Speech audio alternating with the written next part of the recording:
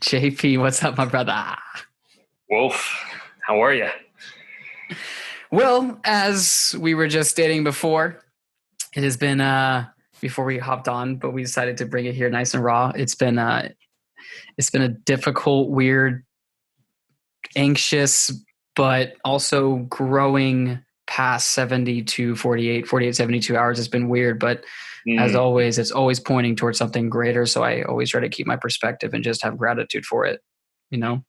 Yeah, definitely. I mean, we're all human and we're all going through these human experiences. And the most important thing is to just remember that and allow yourself to be human and have these human emotions and work through it. And that's awesome, man. I honor you. I'm here for it. I've been feeling the same way.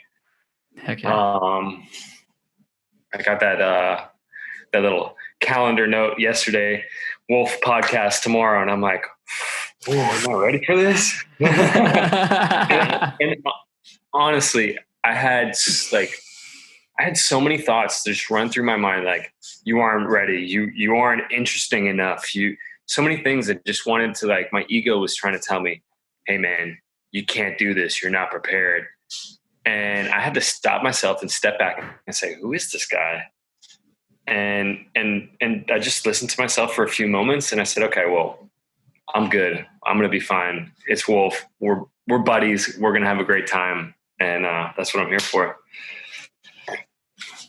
I respect and honor the shit out of you being so raw like that. Hence, we're creating the platform for rawness and truth. And I honor the shit out of you for that, man. Cause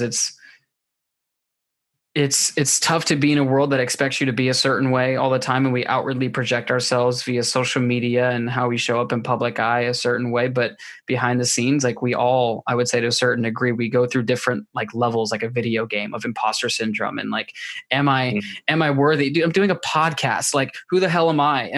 I'm 24 years old. What could I possibly have to fucking say that would ever bring somebody value? And what if my questions aren't good? Or what if there's an awkward pause? What if my editing doesn't look right? What if nobody listens? Like, all of these things naturally want to be the thing that show face and bubble to the surface. And they don't have to be the ones orchestrating the symphony. Nice. Yeah, I agree. It's that little fear, that little voice in the back of your head that is constantly telling you that you can't do it.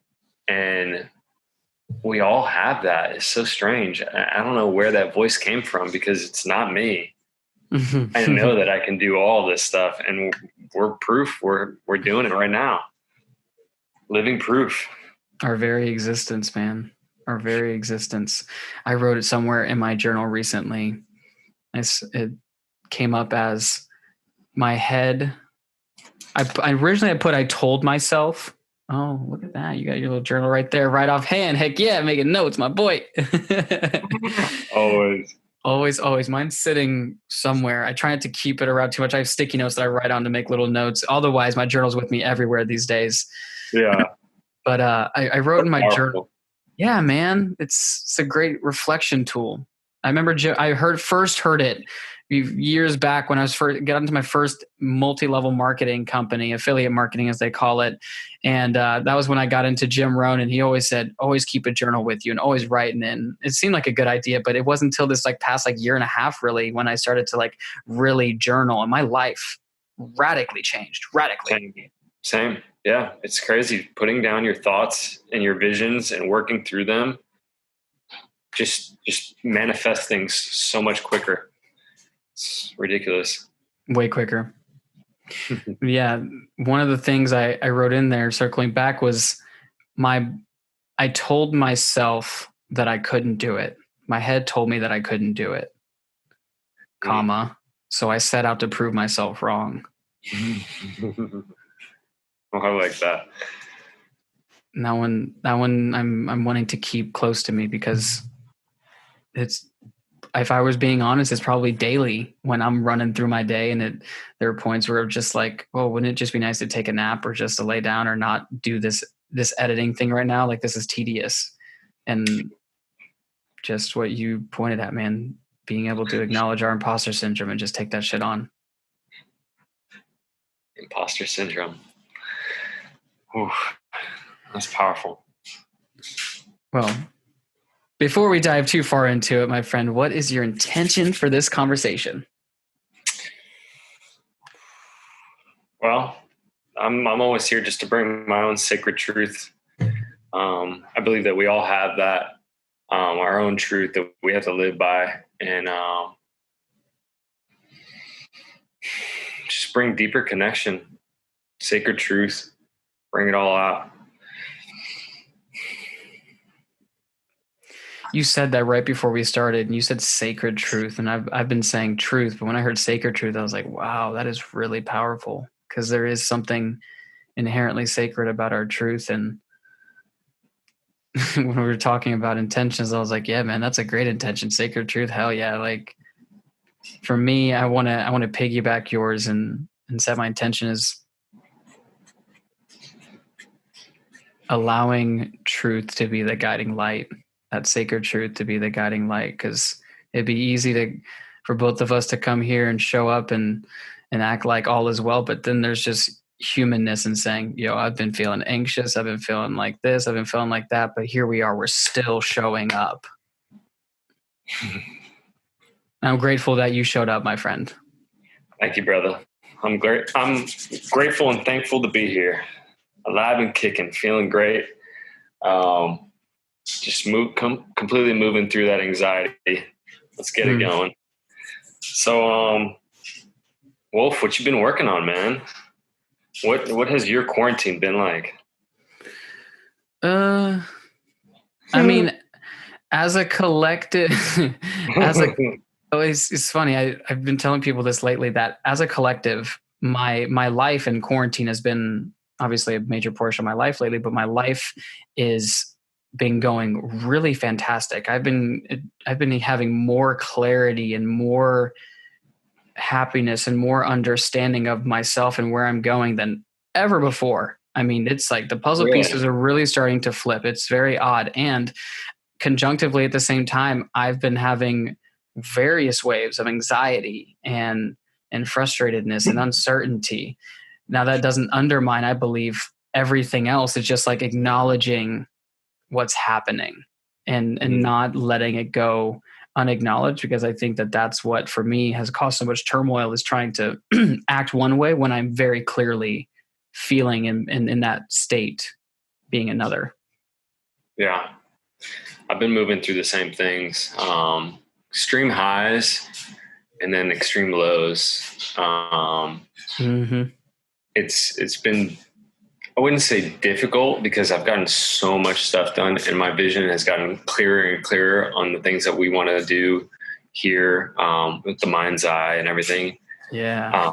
But it's like some days I'm great, and then some days I feel like I'm going stir crazy. Like I just need to get out of the house. And it's great because I feel super blessed. Like we have an amazing backyard. We have an amazing property here, super close to downtown. So I can get out and do those things, but it's just like this feeling that just builds up inside. And I don't know how to explain it. Like I allow it to be, and then I kind of move through it and get more motivated. But I haven't been doing the things that I've been telling myself I was going to do. When the quarantine started, I had this vision. I was going to get like super deep into my practices and really get into reading a book and doing all these things. And I wrote it all down in my journal, and I haven't done half of those things. You know, I've been suffering from that like voice in my head telling me, "Hey, you could do it tomorrow. Hey, you can do it later. There's probably another month of quarantine. You're good." And it's already been like 2 months. And I mean, sure, I've gotten a lot of stuff done around the house, but my spiritual practices have kind of fallen off instead of gotten stronger, which is just so strange for me. Feeling that disconnection from myself. And I'm really trying to deepen that practice of getting back into it, but just hasn't happened, man. Hopefully after this podcast, I get right back in the line. I hear that, man. I hear it and I resonate with it, because it is every great intention is met with some equal force, or even sometimes seemingly greater force of resistance. And it's, whatever our rationale for what has us not do it is, it's tough. It's, whether you set yourself up, like, so for me, like I handle most of my spiritual practices in the beginning of the days and in the end of my days. Cause that's when there's like the least amount of chatter coming in from external sources. And it really allows me to go in and dive deep. But oftentimes I've noticed that the thing that goes first is the thing that we need the most. Meaning, I know without a doubt that there was some time this past week, about a week ago, where I noticed that I hadn't meditated in like 2 or 3 days, after having meditated every single day for probably a few months, which is unheard of for me, being somebody who, like, when I first started meditating, I couldn't sit still for like 5 minutes without losing my crap. And here I am going like, 40 minutes consistently each day and making a lot of sense of it. But after those like 3 days, I noticed my mental health deteriorating. It was like was having, what was that? I said that quick. Very quickly. And I think that what it was is, in a way, like, meditation is like the foundation for my day. If I'm building a house every single day, if I'm building something every single day in my foundation, as being the work that you do, doing, carpentry and other, beautiful creation processes, is that if what you're creating on top of isn't sturdy, if it's not strong, then everything else is subject to a certain level of, the word's not promiscuity. I don't know where that word came from. That's not the word, though. Sometimes my subconscious throws word promiscuous. I'm like, that's not the word, but it's definitely like a certain level of uncertainty about the process. And it happened, and I noticed it, and I was just like, oh, I haven't been meditating. And I got back on it, and it started getting better. But in those times of struggle, doing Wim Hof breathing and meditating and exercising. What was that? The Wim Hof Method. I do that. Yeah. That's one practice that I've been getting onto. It's good. It's real good. The 30-day challenge? The what is it? The 30-day challenge? I think the one that I was on was the 40-day. It was like a little graphic he had posted. I actually put together a small group of people, and we started doing it. But I've made it that I'm more committed to developing the habit. So instead of trying to hit 3 rounds every single day, because there were some days where I'd talk myself out of it, I said, I'll do 1 round every single day, where I do 1 round of breath, and I never miss a cold shower. That's a habit I've had for a while. Me too. I at least do 1. Mm-hmm. Yeah, the end of my shower always ends up with a cold shower. It's just really just brings you right into your space. Yeah. Yeah. Yeah, man. Yeah. So what is Mindseye about? The Mindseye, what is that all about? Because I've heard you mention it, and you've told me a little bit about your journey and what you're creating. What is this all about? So the Mindseye for us is we're trying to create a community here based in Orlando, Central Florida, where people can come and be vulnerable, be themselves. They can come and share or just experience. And it's really just a collective realization that we are all just one, that we're all having this human experience, and that love is the answer for everything. So we allow people to come and just be extremely vulnerable with us. We do full moon gatherings, drum circles. We're currently working on getting certifications for energy work, sound healing. Beautiful. We want to bring those offerings to this space. So we're really just trying to set up a community that is based off of inspiration. Because I'm not here to teach anyone anything. I'm here to share my own experiences. And if it resonates with you, and you find it to be your own truth as well, then awesome. Like that's what we're here. We're here to share and inspire. So we're just trying to create that space. And like I said, we're super blessed to have this, this little home, like super close to downtown. It's a great location. We have an amazing garden out back, and space to do movement medicine and yoga and all sorts of offerings. So we're just trying to create that for everyone who needs it. And I believe that we all need it, you know? Yeah, we all need our medicine, and it's not, I'll tell you, it's not sitting inside of a pharmaceutical window, but we have been commonly led to believe that is. And for you to create a space like that, dude, just fucking hats off to you.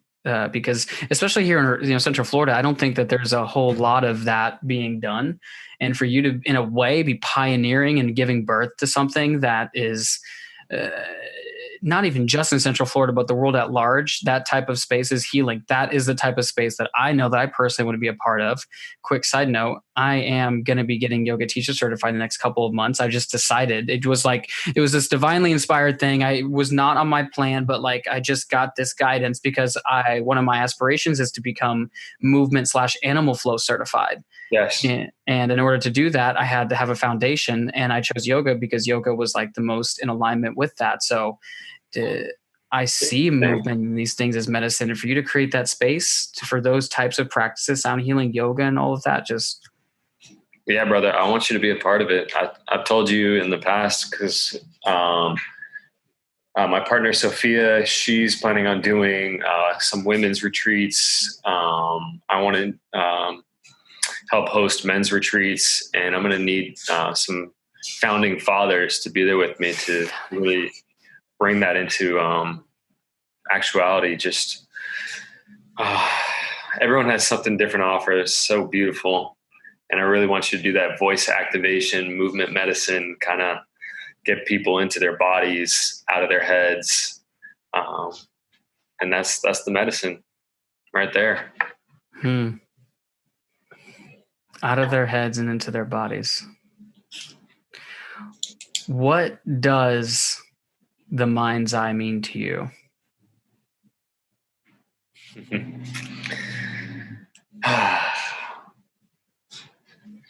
The Mindseye, what it means to me. That's an interesting question.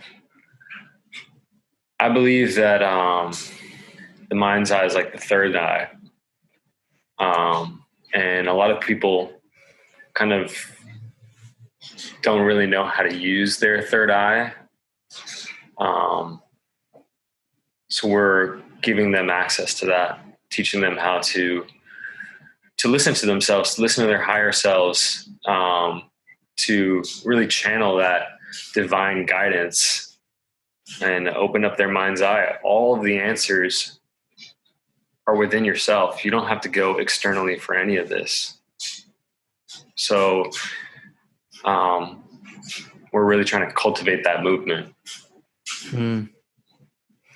That's beautiful. And you just said it. You said it here and you said it again. And I want to underscore it. I think it's so brilliant is that you're not here to teach anybody anything. You're just, in essence, here to create a space for people to, through the sharing of your stories, through your experiences, they're able to, in essence, walk themselves back home to this place within themselves, that third eye, if you will, which I'll admit, I can't say that I'm the most in touch with my third eye. You know, we take in, I think they said it's like 80% of all sensory information is taken in through these eyes.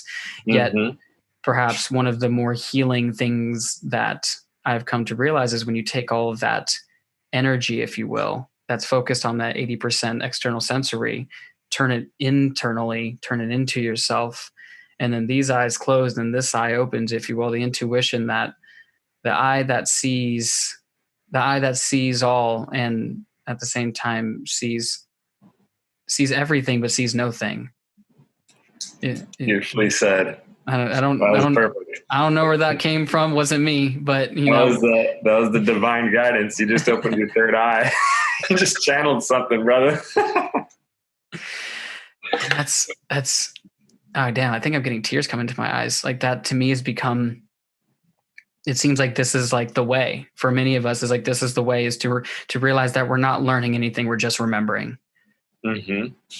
Remembering that sacred truth, as you mentioned, that divine love within us, and being able to actualize on that and sharing that with the people that we love. That's what we're here for, brother. I mean, I've always had this way with talking to people, and it's with strangers, it's with my friends. Everyone has always found it very easily to open up to me, and I always to be honest, growing up, I hated it. I hated it so much. I didn't really talk about myself all too much, but everyone always spoke to me, and I think my early 20s, I was like, I'm done with this. I don't want to be this person anymore. And I didn't realize that it was really my gift to be able to connect with people. Wow. And people just find this trust in me. And I didn't really want that at the time. I was going through a lot myself. I had been arrested. I had found out that I had HPV. I have a lot of these things that had happened to me. And I was really playing the victim, I was in the victim mindset 100%. And I was allowing all these things to just destroy me, essentially. I turned into someone that I didn't want to be. And I think when I was 26, I woke up and I realized it, that I was kind of a nasty person. I was very sarcastic. I had no filter. I didn't really care about people's feelings. I would say anything to get the laugh. And I came to this realization that this is not the person I want to be. This is not the person I want to be remembered as. This isn't the legacy that I want to leave behind. And that's when everything started shifting and changing. I also got to explore in that same time period a number of different countries, Southeast Asia, Thailand, Cambodia, India. And was that humbling. Just seeing how other people live and seeing how they're so happy with nothing. And then coming home, it felt so petty to just complain about anything, really. So I had this so-called awakening, the realization that I had no control over who I was at the time. I was just a program that had been written by all my past experiences. And I had reactions that didn't belong to me. I don't know who they were. And I just completely started rewriting myself from the ground up. And, it takes a lot. You really have to be constantly working on yourself, constantly be aware of yourself.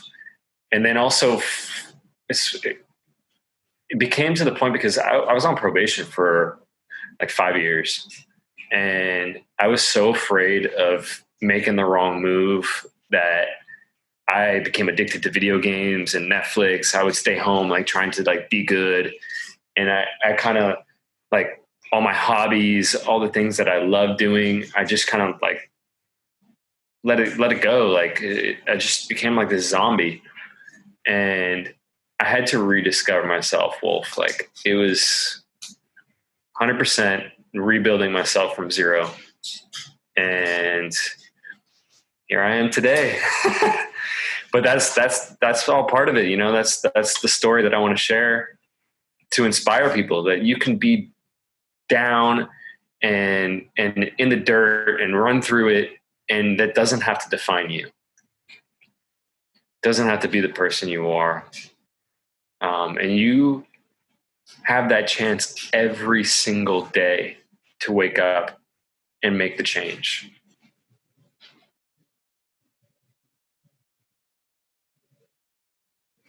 I'm moved. I've literally had so much energy flooding through my system, and I was getting emotional. I was just man, the power of being able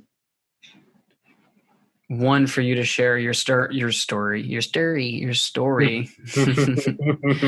and two, to really let that be a shining light and an example. I was just recording a podcast with a guy, to your point about you can wake up any day and change it. And he got on the conversation with me, and I just, like I told you, I was like, man, like I'm going through a wave. I'm going through a down wave. And I'm really, now more than ever, I just like own my down waves. I think some people are like, oh my God, are you okay? It's like, first and foremost, we all have these. Yep. And, some of us, maybe we just choose to ignore them a bit more. I'm just a bit more open about mine, because I know that like getting outside of myself is one, it's healing for me. But two, my hope is that people see that I share those to say I'm human, and like I'm a motivational, upbeat, like high energy kind of folk. And guess what? I got waves too. We all got those waves. Yeah. 100%. Yep. And I shared it with him. I was like, yeah, I'm this way. And he was like, yep. And good morning. He said, good morning to me. And it was 2 p.m. And I said, that's really interesting. I was like, why do you say good morning? He's like, because you started a new day. He started a new day right there. Everywhere you started, because you can decide right then. It's so brilliant. I was reading the book Own Your Day, Own Your Life by Aubrey Marcus, and he was talking about like how to have the maximized one day. That if we can learn how to own one single day, that we can string one day into another day, but it starts with one day. Presence. Yeah. Mm-hmm. Not allowing that fear or thought of the future, because what is fear? Fear is an uncertain future. Mm. That's the way I would describe it to anybody. So by focusing on the now, the present moment all the time, mm-hmm. you won't ever have anxiety. Mm-hmm. You can only do what you can get done now. Now, I'm not saying not to get things done, because a lot of people think, oh, well, they become procrastinators at that point. But I'm saying you can only get so much done. So focus on the now and keep it moving. It's so true. And when we allow ourselves to surrender to that, so much more creation is possible. Being able to let go of, there's like this beautiful, actually, this is what I equate it to, is flow is the space between intention and surrender. Between this is what I am wanting to create, and God, I surrender this to you, universe, source, spirit, Allah, whatever, really calls to you, to surrender and say, this is what, I'm looking to create, and the how is not up to me. How that shapes is not up to me. That doesn't mean that I sit around and just, I'm just going to, meditate and never move from meditation and just play video games all the time, because that's going to, God's going to take care of it. It's like, nope, like you're going to show up, you're going to do the work, and keep yourself vibrationally as often as you can in that state, and have grace when we slip, when we aren't that. I feel like that's why my journal is so important to me, as well as I have endless to-do lists. When you start really, when people start getting anxiety over an issue, if you don't work through it, and you can't just work through it in your head, because otherwise it's just going to be just loud noise all the time, and you're not going to actually come up with any solutions. But by writing it down, I can work through any problem, and I can set into motion a decided, just to-do list to get that done, to get it going. Otherwise, you're never going to make any moves. You're going to be staying stagnant. Mm-hmm. So if you want something done, if you want to manifest something, you have to start somewhere, and it has to be with that writing it down, getting that list done. Yeah. Yeah, I found for me that overwhelm is by far and away one of the most unproductive states to be in, what I perceive as being overwhelmed, because I realize that overwhelm is really just words, and it's not actually a real thing. But the experience of overwhelm, perhaps even anxiety, is where it's like, I got too much shit to do, and I can't decide on which one of them to do or where to begin. Like, I totally fall into the category of analysis paralysis. And the best thing to do, oftentimes the thing that's not done, would be to make a list of all the things that I think that I need to get done, and then to go through them and say, what needs to get done right now? What needs? Yes. Yeah. And it's tough when you're in those states. It's tough to make a good decision when you're hungry, walking around a grocery store, and you came for eggs, and you walk away with $100 worth of groceries that you know good and well you didn't need the majority of those. Guilty. Guilty. That just happened today. How did you know? You read my mind. Oh, man. What has, because you're an avid traveler, what has travel taught you about? And let me contextualize a little bit more. What has travel taught you that you've been able to practically take and apply to your life on a regular basis? Just being humble, man. Going to different countries, seeing how people live, the culture behind it. It's just so beautiful. It's so humbling. I come back and I feel refreshed. Anyone that hasn't traveled, you need to get your passport and go, because that experience right there will change your life. And inspiration, man. Going to different places is so inspiring.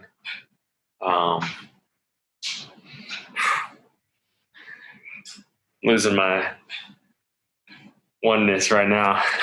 That's okay. And that's okay. That's part of the journey. Then in of itself, right there is a perfect example of what it looks like to be a human and to get thrown off track, which I actually think is really great, because it all points at something that we actually were just talking about right before we got on this conversation, was connection and the disconnectedness that we feel. So you said, travel, it's a really brilliant way to be able to experience something novel, to gain perspective, and to joy de vivre, like to experience the joy of what it is to be alive, and to go and to have that connection to other people and different environments and different cultures and food and art and expressions. It's different every single where you go. And we find ourselves in a time in life, amidst everything that's going on with COVID right now, having this anxiety, the unsettled energy that comes about because of how disconnected we feel from our environment, from the people around us, and perhaps even ourselves. Yeah, that's exactly how I've been feeling. That's why I kind of displayed that anxiety to you right before the podcast, as I was just like, I just feel disconnected to everything recently. And it's just something I got to move through. We all go through it. We all have to just move through it and keep on chugging. Yeah, I've been struggling with it hard, buddy, like really deeply the last few weeks. It's just been an emotional roller coaster, I guess. I feel super productive at the house, but spiritually and being connected with my friends and everything, it just hasn't been happening. So I thank you for finding the words for me. Hey, man, it's what I'm here for. Here to be helpful, to facilitate, maybe ask the occasional good question. And, if I am so graced to be that, there's occasional phrasing of words that actually make some sense. They do, man. You're a spiritual linguist over there. Spiritual linguist. Wow, that's a cool job title, man. If I can make that my job title, it'd be 6 spiritual linguists. This is the spiritual linguist coming to you in the form of this meat bag named as Wolf, as he prefers to be called. Prefers to be called. I don't even think I'm pretty sure you told me your real name, and thinking back on it, the only thing that sticks is Wolf. That means we're moving in the right direction. I've come to label the different consciousnesses, if you will. That is my embodiment, like the inner child, and what I refer to as the inner bitch, which is like resistance. And like my inner child, I actually refer to as Jared. That was my birth given name, and how that's the part of me that is, perhaps unmended and unhealed in some ways. And whenever something bubbles to the surface, it's like, oh, Jared's here. Jared's back. Yeah, he's back. And he's really sad, or he's really anxious right now. He was really anxious earlier today. He woke up anxious. He woke up really anxious, and then resistance kicked in. My inner bitch was just like, let's not meditate. Let's not do that thing. We don't need that right now. And of course, like spirit source wolf, if you will, like my higher consciousness state was just like it's super tiny. It's like, we should really do that. And my inner bitch is just like, no, we don't want to do that. That would not be good for us. That's what it's like sometimes. Yeah. You're going to have to step out of that ego mindset and listen to that higher self, that wolf. Mm-hmm. Wolf knows best. He certainly likes to believe he does sometimes. Source knows best, and Source occasionally gives some good feedback to Wolf, and Wolf does his best. How do you find for yourself perhaps any practices or things that you take on that help you to tune into the higher consciousness, if you will, or really to like open up that third eye? Because would you say that in a way like we walk around with it a little bit closed? How do we open it? How do I get ground back in? So my meditation practice starts with sitting in stillness. I like to sit in nature first off. And as I'm starting my breathing techniques and really settling into myself, I usually have a lot of like thoughts and chatter come up in my mind space. And instead of just completely trying to tune it out, I allow that to like really come through, especially at the beginning of my practice. So I allow all my thoughts to kind of come through, and I give them the presence that they haven't really been allowed throughout the rest of my days, because the rest of the time it's just the method. It's just like the marketplace, all the chatter, all the conflicting ideas and thoughts and patterns that are running through my head. So in this time, I give it the present to ask divinely. I ask him in that moment. And it's so strange because my higher self always answers. Like if I ask a question and I'm in that meditative state, and something almost always flows through immediately, and the answers are just provided to me. So I also find that when I'm in my journal, same thing, just writing a question down for myself, I always get flooded with thoughts and answers and realities that may be useful to navigate through that. So that's kind of my secret, what I do and what I use. It's I don't know. I've been told that that's like how you channel like the divine light, channeling the Akashic Records or some other divinity is just done through that process. What is the Akashic Records? Wolf, I don't really have an answer for that. And that's okay, because I was like, man, that's a new one for me.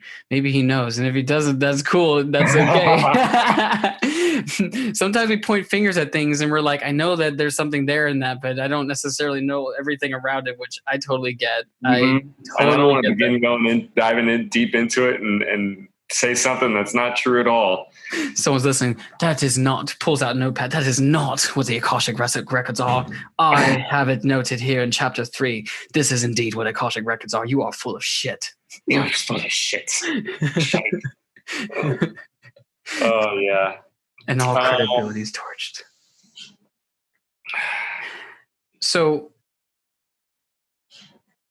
would you say that then tuning into that voice or tuning into that intelligence, that is what allows you to receive the answers. Or let me walk through it before I ask my question. Tuning into that voice allows us to get to the answers to the questions that we're seeking, which normally are pointing towards a grander expansion of ourselves, where we want to go to, perhaps physically in the world of things that we want to create, the coming into and remembering that divine love within us through living our sacred truth, and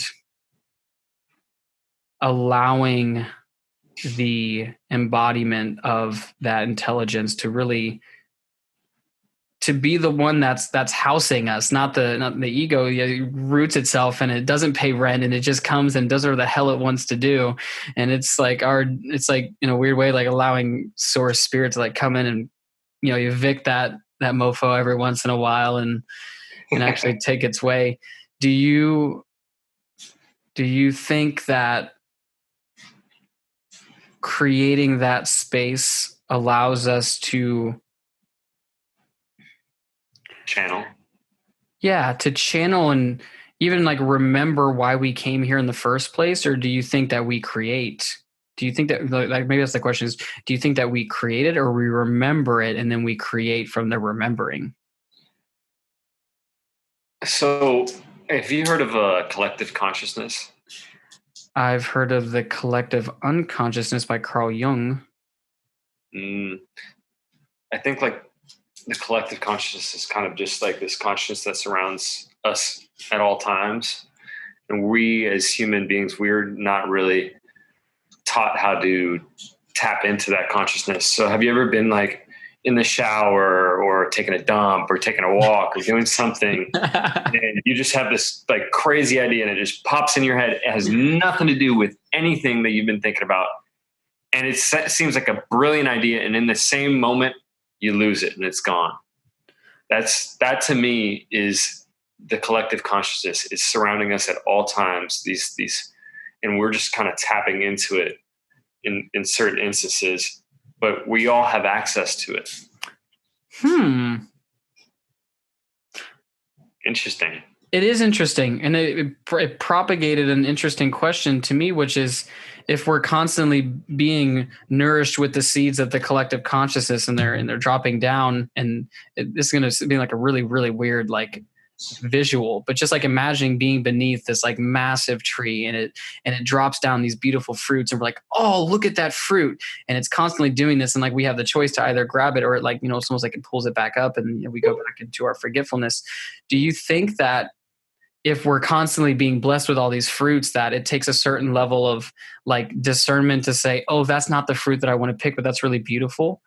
And over time, when we start to focus more on the fruits that we do want, that we start to get more of those fruits? Or are we supposed to take every fruit that comes to us as it comes to us? That might be a weird question. I'm not sure if that fully. I understand the question. Like, it's almost like you're programming these fruits. So yeah, I mean, I think that depending on who you are magnetizing certain thoughts towards you. So to makes sense. You're just shooting shit in the dark here. Some of it's going to make sense, some of it's not, but we'll keep playing. No, I agree. I think that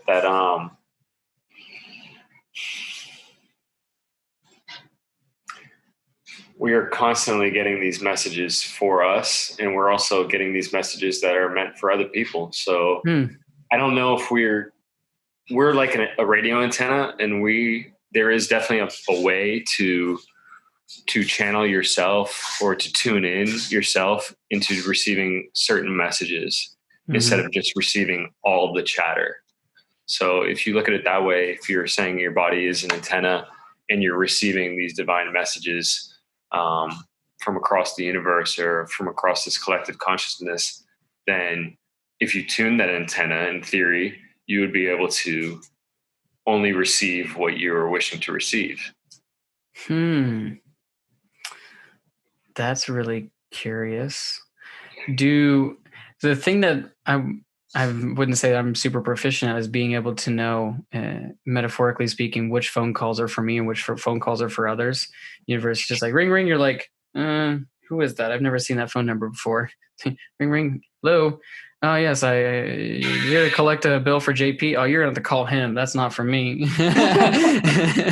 That I ain't got nothing to do with that. That ain't my business. I guess I'm curious how we're able to tune into that. Maybe it goes back to the original thing about the third eye, but how to tune into which phone calls for JP, which calls for me, and how do I continue to keep my eyes and ears open to make sure I'm picking up the right phone call so I'm not missing out on these opportunities. I think that when you're doing that meditation and you're asking those questions and you're really diving deep, you are channeling that. Those calls are for you. But otherwise, when you're just walking aimlessly and your thoughts are just running rampant, then you're just picking up collect calls from everybody, and it's not helping your situation. It's just like,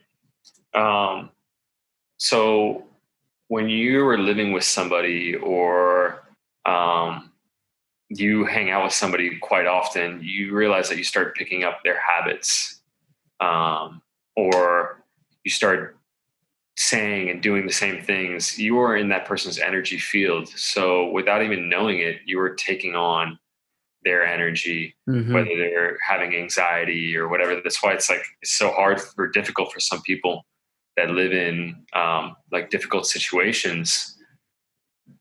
They can't just get out of, man, I'm really losing my train of thought here. No, it's all good. It's all good. It's hard for them to be able to keep themselves above that vibration when they're living in it. Is that kind of what you're pointing at? Yeah. Yeah. That we are in each other's energy fields all the time. And your energy field goes out I think they say 8 to 10 feet. So being aware of your surroundings and stuff like that. Sorry, brother. Dude, it's all good. This is the natural flow of life. It doesn't always look like smooth sailing. It's choppy. It's up. It's down. We're all riding it. And only so many of us are willing to just own it and be like, all right, cool.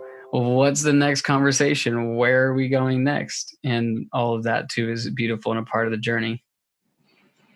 Thanks for understanding. Dude, I get it. I really get it. Like I told you, these past 48, 72 hours, there's been no space for source because of how cluttered my head has been with the emotion driven thoughts that the ego has been steeped in.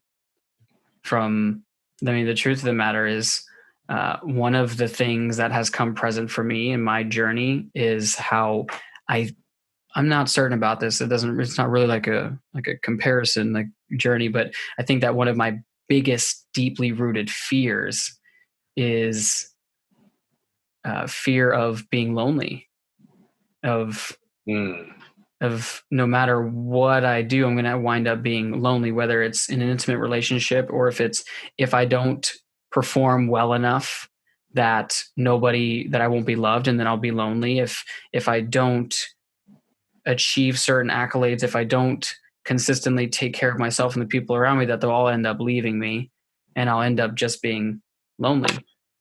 And so much of my behavior has been predicated on the avoidance of that happening, to the point where I actually block off certain people and certain experiences from coming in, or I let them get into a certain point. But then once they get to a certain point, it's okay. What comes up? You've come close enough now, because if I let you in too close, now you have the opportunity to hurt me. And in the past 72 hours, 48 hours, I've had a transition with a person whom I'm identified as, being a potential person to go down that journey of a relationship with. And then information came up that mitigated that happening in the current present form. And, it created a certain level of peace, because in before there was an in between. There wasn't like a, yes, we're doing this, or no, we're not doing this. It was, I don't know. I'm not really certain. Mm. But the second that person decided, no, not right now, which I'm very clear is like, not right now. It's not a no, it's not right now. Or at least that's how I choose to see it at the very least. Is, yes, it gave me clarity on where I'm going, but then at the same time, it caused me a lot of like anxiety, because now I'm actively walking myself through the process of that feeling of loneliness and abandonment. And it's just like, on a conscious level, I'm just like, I'm fine. Nothing has changed. Matter of fact, nothing has changed. Like, I'm already single. I'm already by myself, if you will. Nothing has really changed, but that Jared, the little kid, he's running around rampant. He's scared. He's terrified. He's feeling sad. He's, wanting to cry, but not being able to cry. And that has thoughts going rampant. So to bring it full circle, like sometimes I don't know what to think, or I forget what I'm thinking about, or I'm doing something, I forget what I'm doing. I get distracted, and that's just life. Yeah. That's the same things I've been moving through, except not the loneliness, but we all go through that. That's 100%. I felt that for so many parts of my life. It's such a human experience. But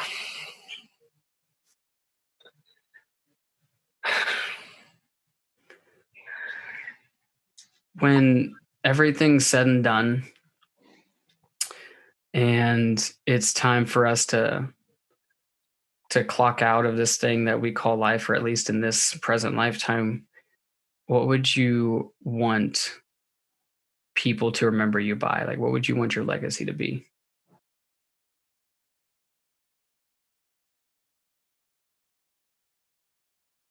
I want to be remembered as the guy that always told the truth. I want to be remembered as honorable, kind, loving, an adventurer, seeker.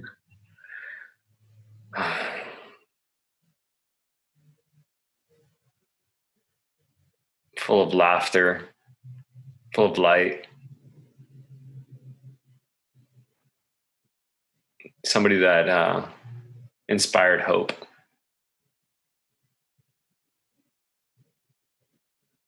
Yeah. Mm.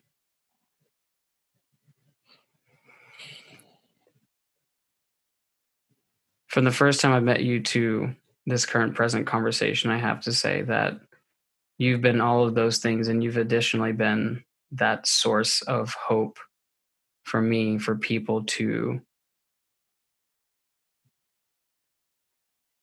remember that sacred truth, and to have a space to be able to do that. And I'm grateful for your existence, and continuing to share that light, my friend. Thank you, brother. I'm grateful for you as well. Always and forever. If people are wanting to get connected, and whether it's virtually, or they're trying to come and check out this beautiful location that you have, what's a good way for people to get connected? All right. So right now, you can get at me on the Instagram, jp.benlolo. It's BENLOLO. Otherwise, our website is going to be up and running here soon.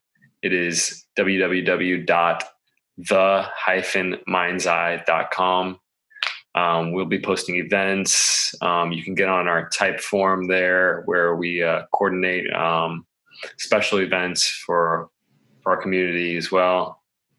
Yeah, I don't really use any other forms of social media. I try to keep it simple and try to keep off of it as much as possible. That is one of the things that I hope for, is a life where I no longer have to use, if I could live in a world where I didn't have to use social media and like very little interaction with my phone, my life would be really amazing. I mean, my life's already amazing. I mean, Costa Rica. I keep hearing that whisper in my ear too. Let's go to Costa Rica. All right, let's book a flight. We're going to Costa Rica. I need to see what this place is all about, because people keep telling me that when I describe my perfect living location, I've heard Costa Rica multiple times. Oh, I went for the first time in February for Envision Festival, and we did the festival for 4 days, and then we spent another 6 days traveling up the coast to Montezuma, Jaco, and then we went to La Fortuna. But bro, no internet, no phone, just being completely in nature, having these divine codes just being sent to me. I was channeling so much.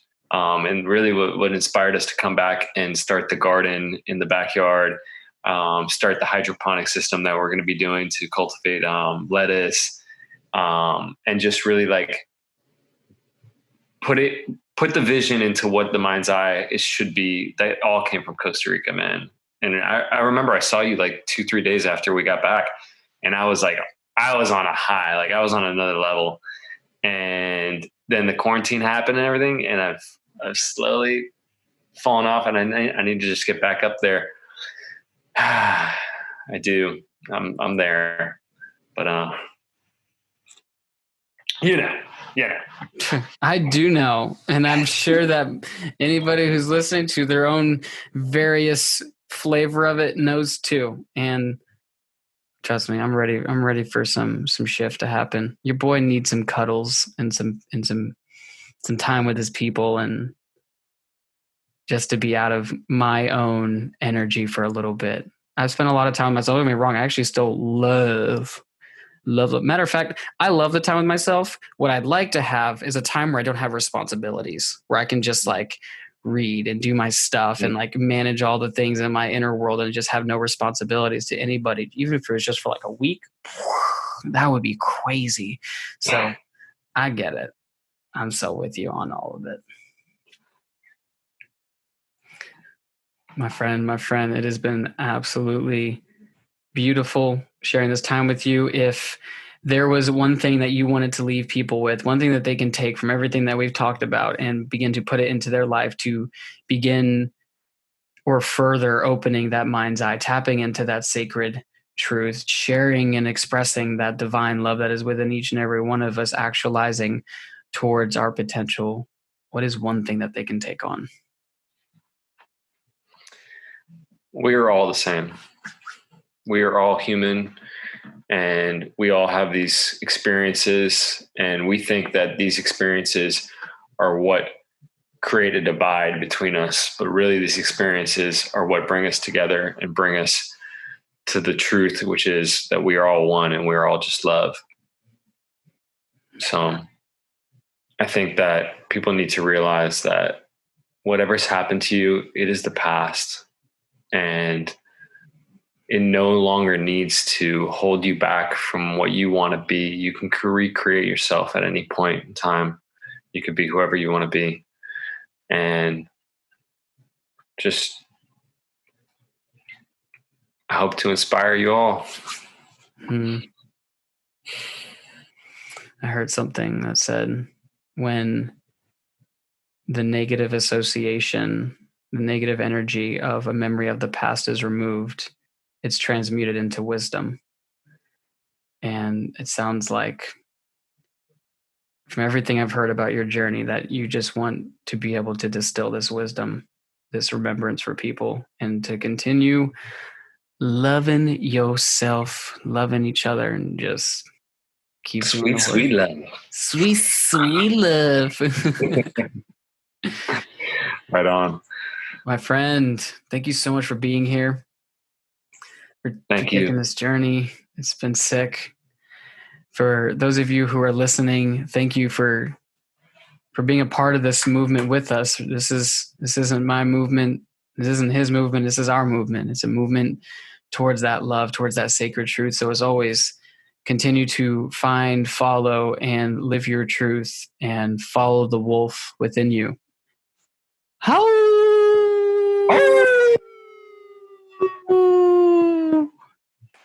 Peace. Peace. Thank you so much for listening in. If you got value out of this message, we would love it if you subscribed and shared it with your tribe so we can continue to share this message and this medicine with people all over the world. Much love and peace be with you.